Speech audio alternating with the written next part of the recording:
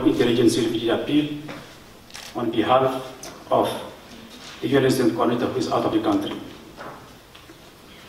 Following the renewal tensions and clashes in Mozambique last year and the resulting influx of Mozambican asylum seekers into Zimbabwe, the humanitarian community led by the Ministry of Public Service, Labour and Social Welfare, and the UN came together to meet the humanitarian needs of those refugees.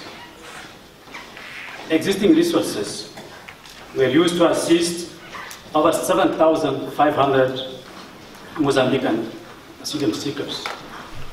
Some 1,000 are currently in Tongogara refugee camps, while approximately 6,500 are living in 88 villages in Chipinge.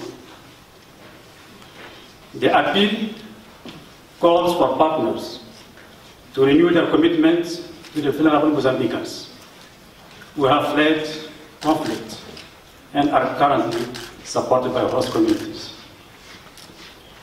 who themselves actually have very, very little means.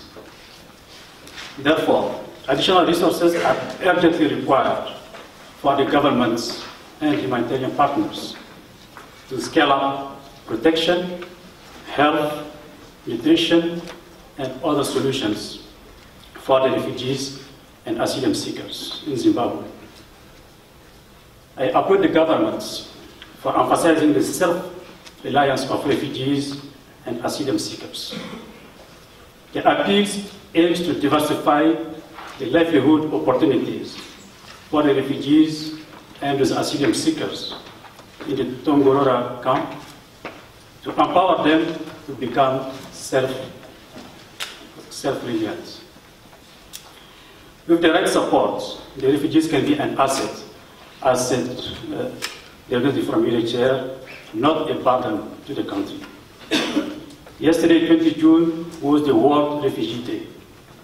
It is my hope that today's launch can also serve as our modest demonstration of support to all those families around the world who are unfortunately forced to flee for their lives. I thank you.